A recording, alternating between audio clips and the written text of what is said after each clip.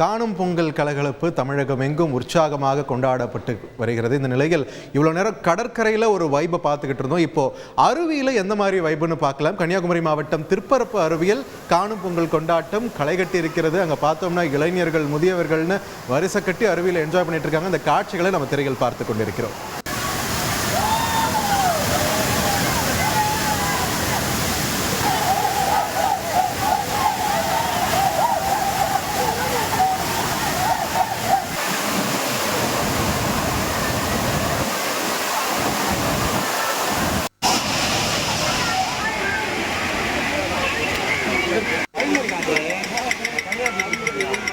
தொடர்ந்து கூடுதல் விவரங்களை வழங்குவதற்காக இணைகிறார் எமது செய்தியாளர் வினித். வணக்கம். அருவியில குளிச்சு பார்த்துருக்கேன். இங்க அருவியில உட்காந்துட்டாங்க. அந்த மாதிரி காட்சிகள் எல்லாம் பார்த்துட்டு இருக்கோம். அங்க மக்களுடைய வருகை எந்த அளவுக்கு இருக்கிறது, அதே நேரத்தில் மக்களுடைய பாதுகாப்பை இந்த அருவி பகுதியில உறுதி செய்வதற்கு என்னென்ன நடவடிக்கைகள் அங்கு எடுக்கப்பட்டிருக்கிறது, காணும் பொங்கல் கொண்டாட்டம் எப்படி இருக்கிறது வினித்?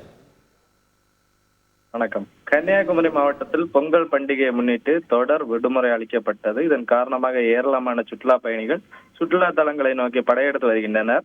அந்த வகையில் இன்று காணும் பொங்கலை முன்னிட்டு குமரியின் குற்றாலம் என்று அழைக்கப்படும் திருப்பரப்பு அருவியில் காலை முதலே சுற்றுலா பயணிகள் குவிந்து வருகின்றனர்.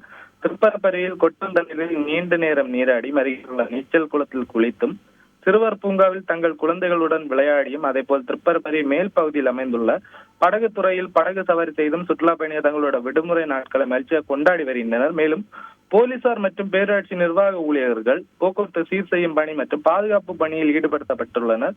தமிழகம் மட்டுமல்லாமல் கேரளாவின் பல்வேறு மாவட்டங்களில் இருந்தும் ஏராளமான சுற்றுலா பயணிகள் வந்த வண்ணம் உள்ளதால் திருப்பரப்பு பகுதிகள் களை கட்டி வருகிறது.